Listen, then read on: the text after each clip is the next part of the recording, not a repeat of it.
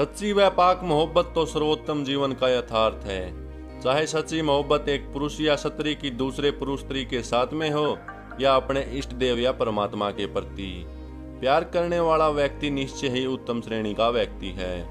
लेकिन भाइयों, यदि अवस्था किशोर है तो क्योंकि यह एक आंधी तूफान की अवस्था है, यदि इस दौरान कोई किशोर अथवा किशोरी अपने प्रेम संबंध स्थापित कर लें तो हो सकता है कि वह अपने जीवन के वास्तविक उद्देश्य से भटक जाएं। तो भाइयों, यह कहानी बेहद मोहब्बत की कहानी है। जिस तरह हीर रांझा, श्री फरियाद, लैला मजनू आदि की कहानियां सुनी होगी, ठीक उसी तरह यह कहानी है लिल्लो चमन की। तो भाइयों, बात है 1946 की, जब भारत आज़ादी की लड़ाई लड़ रहा था। उस समय पाकिस्तान के लाहौर में एक प्रेम कहानी जन्म ले रही थी। तो एक व्यक्ति अपने बच्चों के साथ लाहौर के एक गांव में रहता था, जिनके 3 बेटे थे। सबसे बड़ा देव जो शराबी था, उसके बाद चमन जो बहुत लायक व पढ़ाई में होशियार था, और तीसरा बेटा किशन जो अपाहिज है। तो चमन लाहौर के एक राजकीय कॉलेज में पढ़ाई करता था और उसी की कक्षा में एक लिल्लो नाम की एक बहुत सुंदर लड़की थी। तो लिल्लो पहले ही दिन उस कक्षा में आई तो पड़ी निगाह चमन की, उसन देख कर होया दीवाना, सोधी रही ना तन की। तो चमन लिल्लो को अंदर ही अंदर पसंद करने लग जाता है और लिल्लो भी चमन पर मोहित हो गई। तो चमन एक दिन लिल्लो को अपनी सारी दिल की बात बताता है और दोनों को एक दूसरे से बेहद प्यार हुआ। इतना प्यार हुआ कि दोनों एक दूसरे के बिना रह नहीं सकते थे। तो हर रोज कॉलेज की छुट्टी होते ही दोनों मुलाकात करने लगे। ऐसे ही कुछ दिन बीतते गए और लिल्लो अपनी माँ को सारी हकीकत बता देती है। लिल्लो की माँ लिल्लो की मर्जी में ही खुश थी और रिश्ते के लिए हाँ भर देती है। तो लिल्लो सीधा चमन के पास गई। तो चमन देखता है कि लिल्लो आज इतनी खुश कैसे है। तो यहीं से वो गाना है, सचम साच बता लिल्लो के खुशी मना रही से, के बुझ जाएगा चमन आज मेरे ब्याह की तैयारी से। अब तो इसको दिलेर खरकिया ने गाना बना दिया, लेकिन यह रागनी बहुत पुरानी है। इसको लगभग सारे कलाकारों ने गाया है और लोगों का मनोरंजन भी करवाया है। और यह रागनी यानी कि लिल्लो चमन के किस्से की सारी रागनियों की रचना धनपत सिंह ने की थी। तो भाइयों, कुछ दिन बीतने के बाद चमन के प्रिंसिपल चमन को कॉलेज की फीस देने के लिए कहते हैं। तो चमन घर जाकर अपने माता पिता से फीस मांगता है, लेकिन घर में एक पैसा भी न होने के कारण उसकी माँ अपनी टूम जेवरात संदूक से निकालने गई, लेकिन संदूक बिल्कुल खाली मिला, क्योंकि उनका बड़ा बेटा देव टूम जेवरातों की शराब पी गया। अब चमन के पिता चमन को कल तक कॉलेज की फीस के पैसे देने की तसल्ली देते हैं। तो रात के 12 बजे चमन के पिता चोरी करने निकले। तो चमन की भी आंख खुल गई और सोचा कि पिताजी कहीं कुछ गलत न कदम उठा लें, लेकिन कुछ दूर पीछा करने के बाद चमन की आंखों से वो ओझल हो गए और चोरी करके लौटे। तो चमन की आंखों के सामने उन्हें पुलिस व गांव के लोग घेर लेते हैं। तो चमन भीड़ का फायदा उठाते हुए वो गहने जो पोटली में थे, जो चमन के पिता चुरा के लाए थे, उन्हें अपने हाथों में ले लेता है और कसूरवार खुद बन जाता है।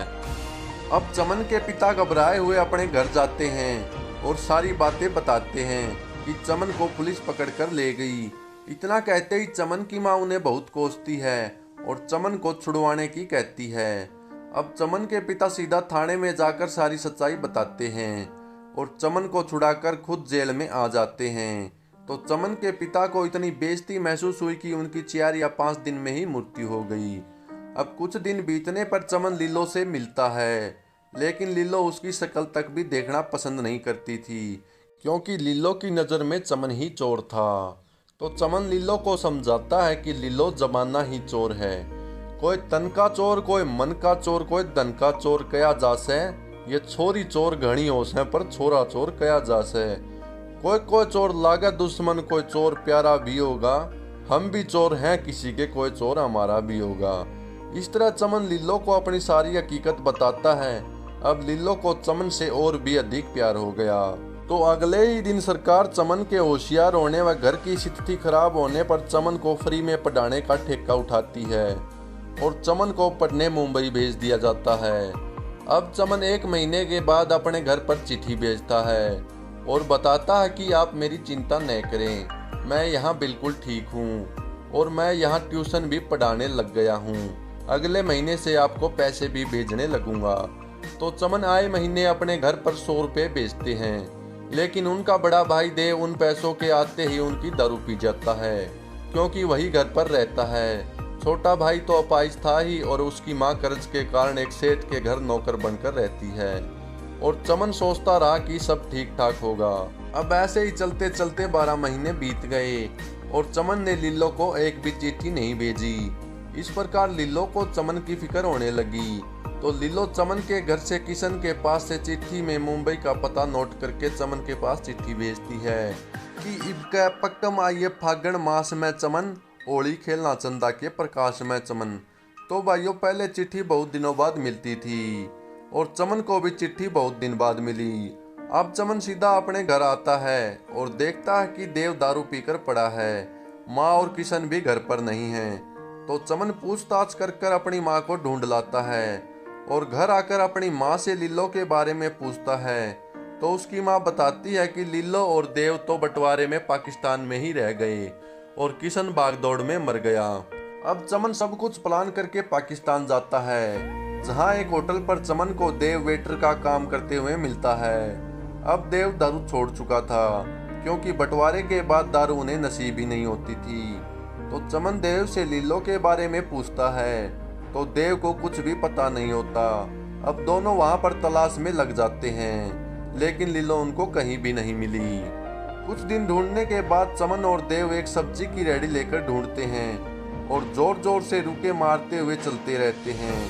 तो एक दिन लिल्लो को चमन की आवाज़ सुनी तो लिल्लो उनके पास सब्जी लेने गई और बताया कि तुम यहाँ से चले जाओ वरना मारे जाओगे। और अब मैं तुम्हारी लिल्लो नहीं रही, अब मैं लैला हो गई हूँ और मैं तुम्हारे लायक भी नहीं हूँ। तो चमन कहता हमने साथ जीने व मरने की कसम खाई थी और आज भी मैं तुम्हें उतना ही प्यार करता हूँ। तो वो अगले ही दिन जगह तय करते हैं कि कल कहाँ आना है।